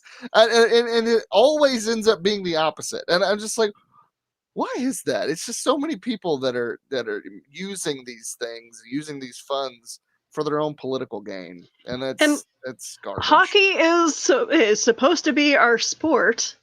Well, it's not technically our national sport, but I mean lacrosse is. But not really? Lacrosse is technically our national sport. I thought hockey was. That's weird. All right. Well, the more you know. But there's not enough. But who would watch a lacrosse channel? I don't know. I would not, but I'm sure there are people out there that love lacrosse. I don't know. My cousin, my cousin played. I got nothing. I don't know. Our government-funded channel doesn't even play hockey anymore. Why? It doesn't. I mean, okay. We apparently lost the rights. We had for decades. We had for decades Hockey Night in Canada. We had a theme song, and it was great until one day the family that owned the theme song wanted more money, and CBC just like, no, we don't want it. We don't want the theme song anymore. So because you didn't want the theme song, you don't get hockey at all? Pretty much. That channel pretty much just died. Wow. We gave up the power of music, ladies and gentlemen. I know. and also it didn't help that the host was using his platform to be a racist dick. There it is. Yep. So yeah, that killed Hockey Night in Canada. Racism kills hockey, folks. Don't be racists. There we go. Thank you for stating that. Like, we're having that issue right now where a hockey player from Manitoba is being harassed for being Aboriginal. I don't know, man. I'm very thankful for, like, you know, the way that I was raised culturally. You know, I in our city, you know, I was able to go to school in kind of the melting pot area of our city, and I wasn't really introduced to racism till later, you know, in like late middle school. And it's because all my friends were all different ethnicities, and I didn't, it was foreign to me, and I didn't, so like I still can't wrap my head around all I know is, like, people that I do know that have racist tendencies, the thing I always tell them, if they're willing to listen, is go find a friend that's different than you. And don't just like work with them and call them a friend. No, like, act like, have them over for dinner. Like, find commonalities. I guarantee you, if you can build a friendship with this person who is different than you, thinks differently than you, from a different culture, whatever, your perspective will start to change about these things. Because all it is we get in these little bubbles of everybody that's like us, and we get comfortable there, and then anybody on the outside of that bubble is a danger, and we get stuck in that mindset. And the only real way, like, you can throw statistics around all day long, but that's not going to change anybody's heart. Relationships do that, and that's what I've always told, you know, people, and like one person has listened to me. I'm typically friends with racists, but, like, you know, people that I've known that, like, that's come up, I'm like, whoa, hold on, and then I'll say my piece, and then it's up to them what they do. I will outright tell people that, you know, I don't like their thoughts, because, like, and then of course it's like, well, we're sitting here having a conversation. I'm like, I don't care. I don't like hearing it.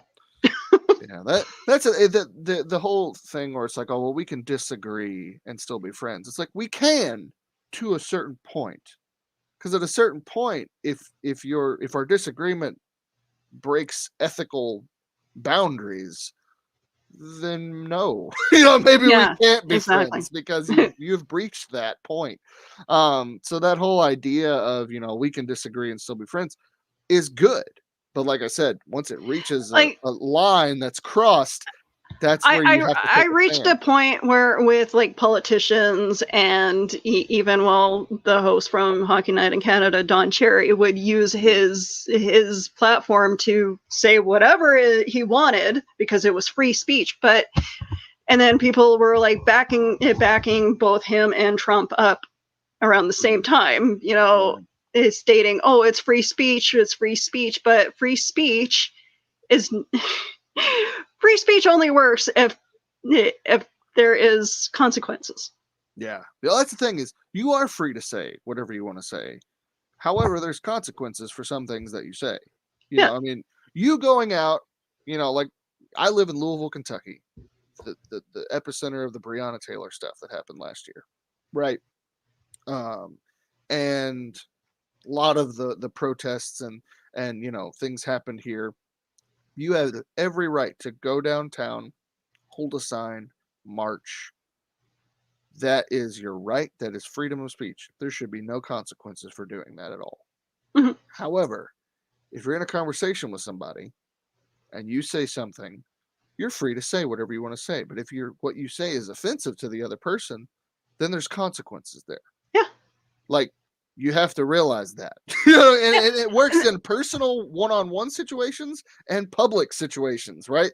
Like the whole Facebook stuff where like, oh, Facebook shouldn't ban Trump. Like, well, Facebook is a private business. They can actually do whatever they want to do. Whether it's right or not, that's different, but like they can ban whoever, they can ban me. You know what I mean? Like it's not a public forum. I mean, it is, but it's privately owned. So, but there are consequences to what is said, and I mean, like I work in a restaurant. I work at Starbucks, and if I were to use my page to bash, all the customers that I deal with, I like the giggle. Yep. I wish I could do that. Yeah. But no, like I know my boss would, pull me into her office and be like, "This can't be said." Yeah. Or you're fired because you said this thing. It's like, okay, yeah, exactly. There you go. So, for sure. But yeah, no. So, kind of getting a little bit back to comics. Yeah. We both went off on tangents. No, with Memoirs of an Angel, it was really just, trying to take the freedom of telling people about, what I believe without having to stand on a corner with a megaphone and look like an insane person. Oh, I do, Carl. You've seen it.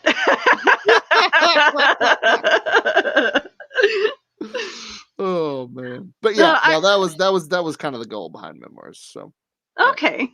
Excellent. Like I've collected the Christian comics. I love the Christian music. Hey, I will even sing the odd hymn that pops into my head and be like, I remember that song. Yeah. Well, the series will definitely you'll get a kick out of it then, because I play with a lot of are you familiar with C.S. Lewis?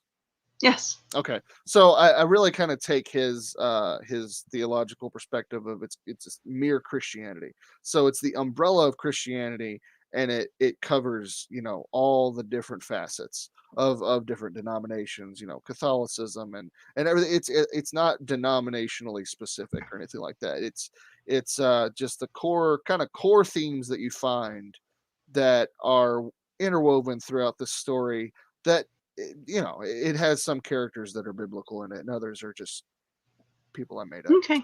So, and is there another project that you're wanting to work on aside from the Nebulizer and Memoirs? I actually, for my patrons on Patreon, I am for the next 8 weeks, I will be releasing an announcement every week of a future project that I will be doing in the next decade. I have probably the next 15 years of story projects mapped out.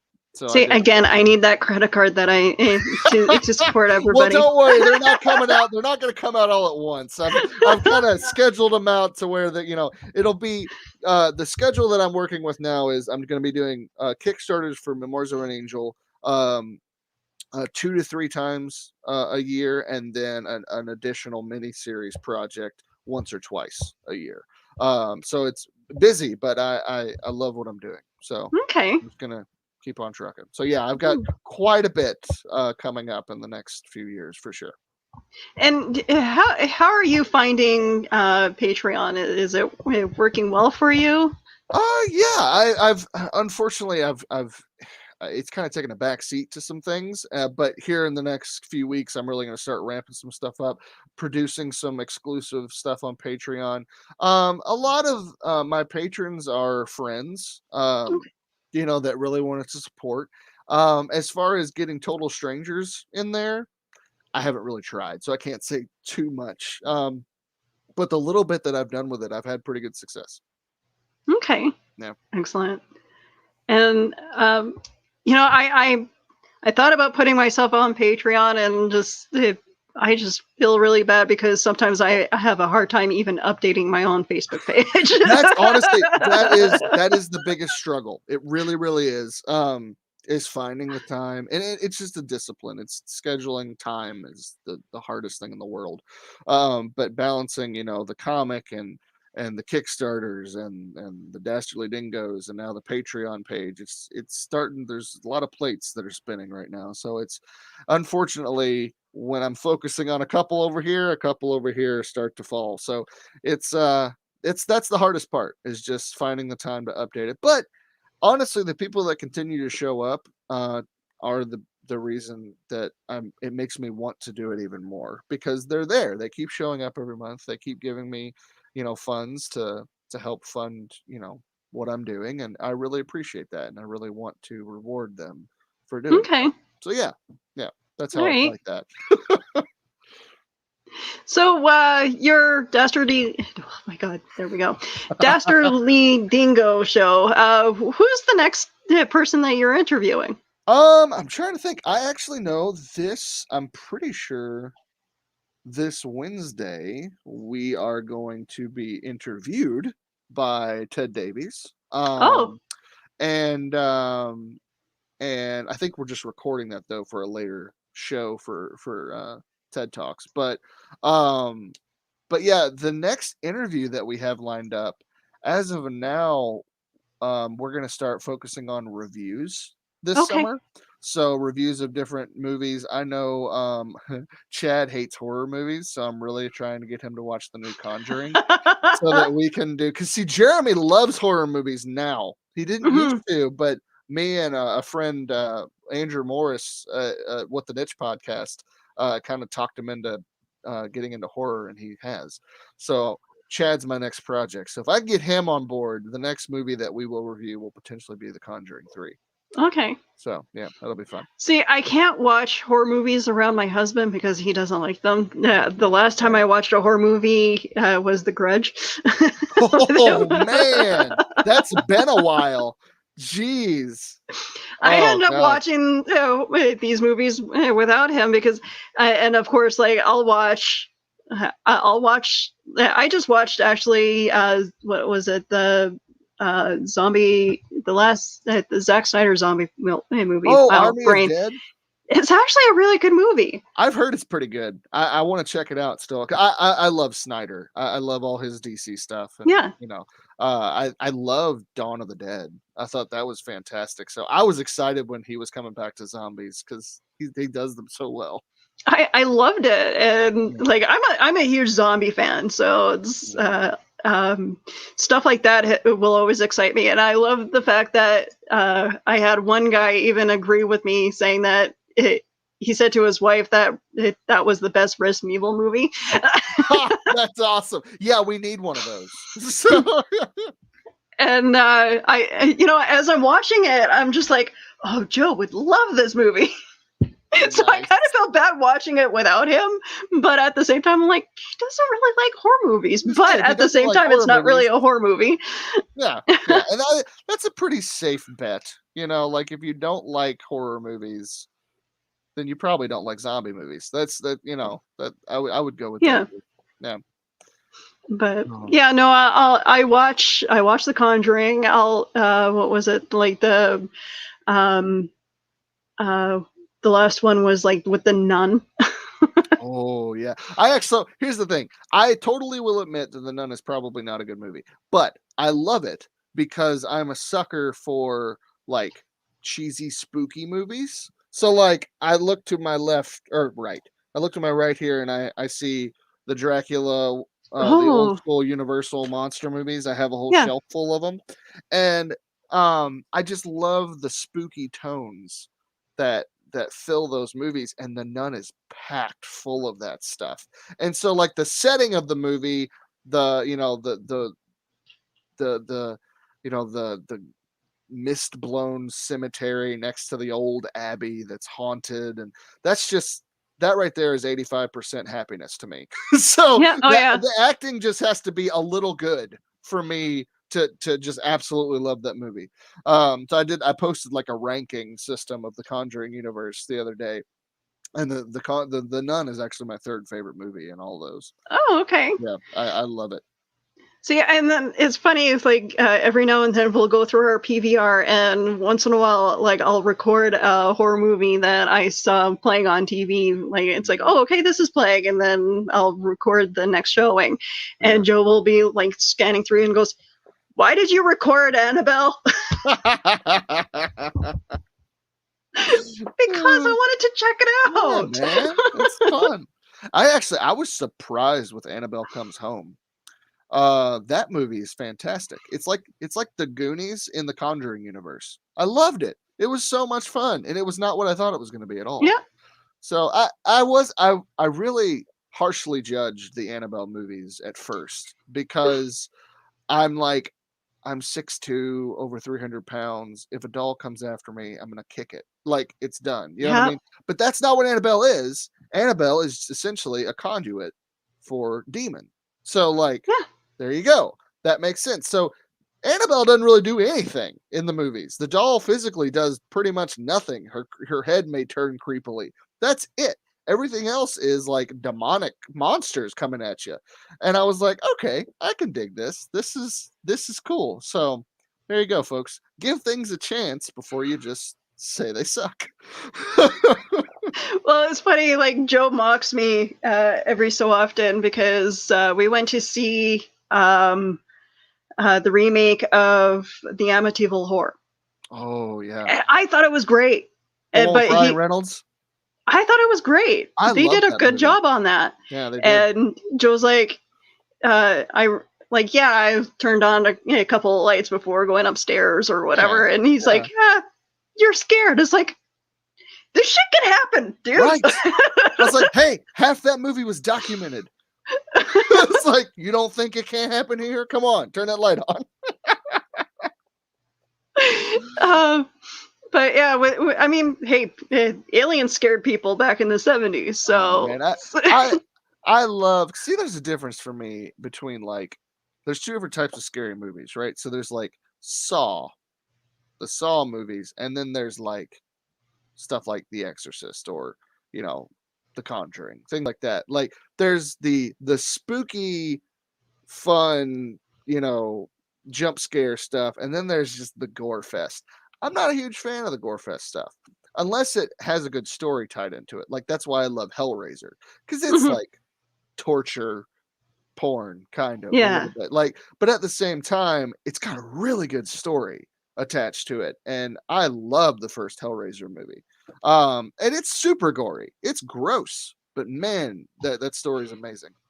I grew up watching horror movies, and as much as Friday the 13th Nightmare on Elm Street scared me more, but I grew up watching all that, and thinking back, I should not have been 6 years old watching those movies. The key was my parents had no idea I was watching those movies. I would go to a friend's house and watch them because his parents didn't care.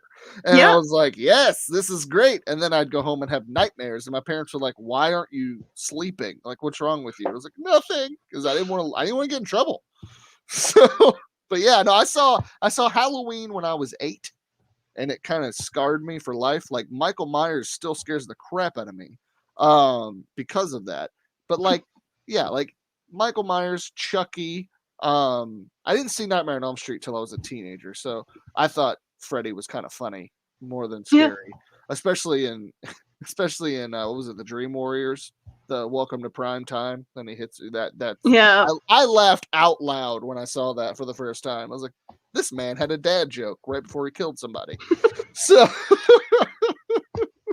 but like that kind of stuff, like 80s horror movies, especially like the slasher stuff, like it is also fun to like see how creative they get with the kills, because I love Tom Savini, who is one of like the leading special effects people in all those movies.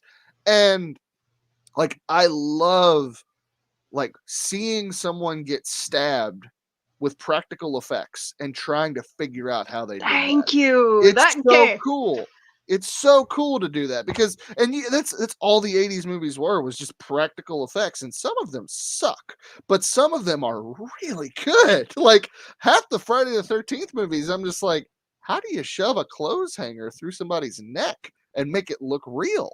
And they did it, and it was really impressive. There's actually on Shudder, there's a Tom Savini documentary. That is really cool. First of all, it made me fall in love with the guy. The dude's just a good dude. Like he took in his grandson and just like a really solid guy, but he's also just a genius with with practical effects. And I'm a practical effects guy anyway. So I love like anything Jim Henson Company does. I'm all for it. I was so sad when the Dark Crystal series got canceled at Netflix. I was like, no, because it was so good. It was so good. But yeah, I've always said that like if for some crazy, ridiculous reason Memoirs of an Angel got picked up as a live action series, I would want Zack Snyder to direct it and the Jim Henson Company to partner with him and produce it. And it'd be a mixture between practical effects from puppets and make people in makeup and things like that and CG. And that'd be neat. That would be dream come true for me. That would be fantastic. Or an animated series. Either way. Sorry, we're going a little bit long here, but I was gonna say, yeah. Hey man, we're talking. So but yeah, actually I do need to remind my wife that I still exist here soon. Okay, we'll wrap things up here. Okay, so Brian, it was awesome having you on the show, and I'm definitely going to have you back because apparently we're not done talking. Apparently not. Yeah, no, this would be great. I'd love to come back. Okay, so we can find you on Kickstarter. Find your work there. We can find you on at your website there. Yeah, that's actually the one-stop shop. You can go to brianrodman.com, and at the very top, it has all the social media stuff, all the Patreon links. The only thing it doesn't have is the Dastardly Dingoes podcast link. So everything else you can access through brianrodman.com. And you're on Facebook. You have a page. I'm in too many places. That's really what it comes down to.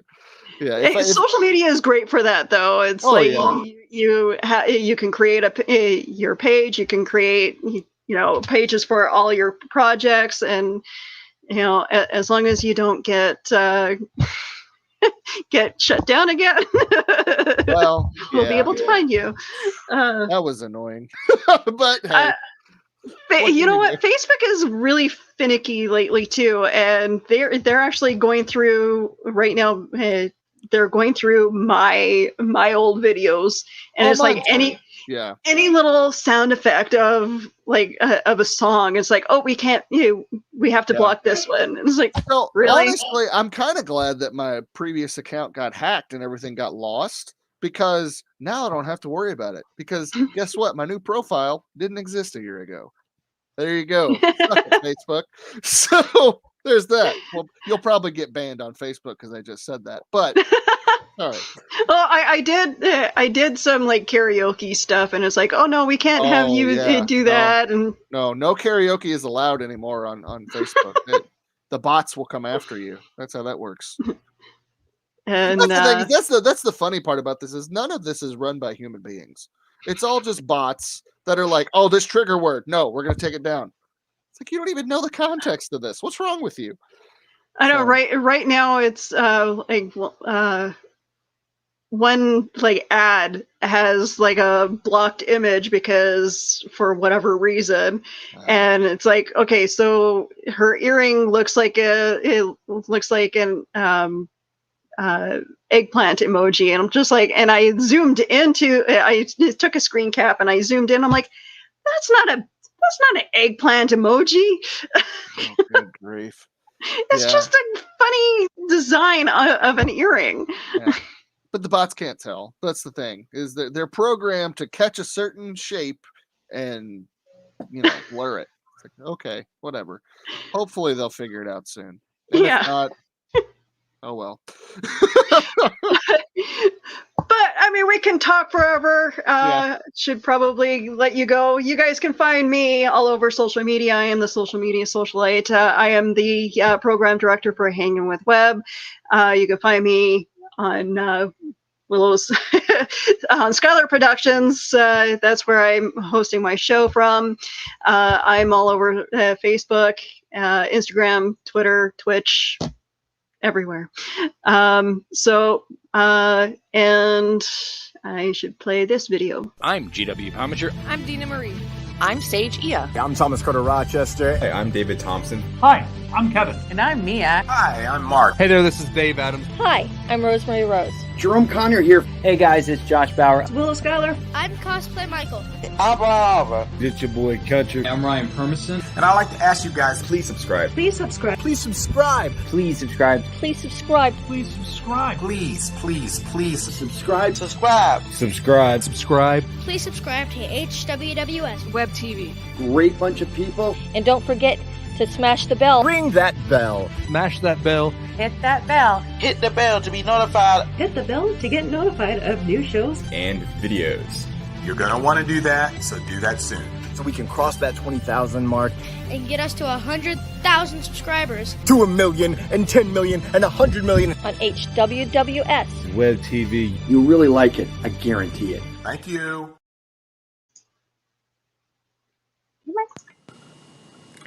Hello there, super friends. I'm Kelly Gittner of Phoenix Sisters Cosplay and Back Issue Breakfast Club on the Back of the Cereal Box Network. Or you might just know me because you're interested in the Virtual Super Friend Celebration. If you don't know what the Virtual Super Friend Celebration is, I'm here to tell you about it.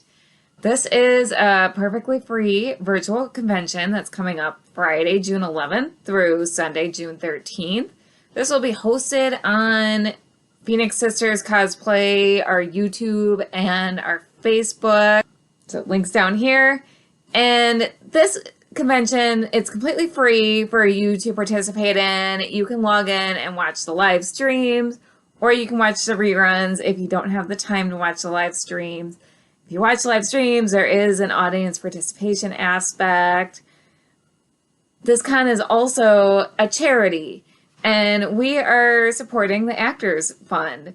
And the reason we chose this charity is because the Actors Fund benefits, we're not talking about the blockbuster actors that are bringing in millions of dollars or billions of dollars per film. We are talking about people in the entertainment industry who were hit hard by this last year or who were hit hard by other hard times.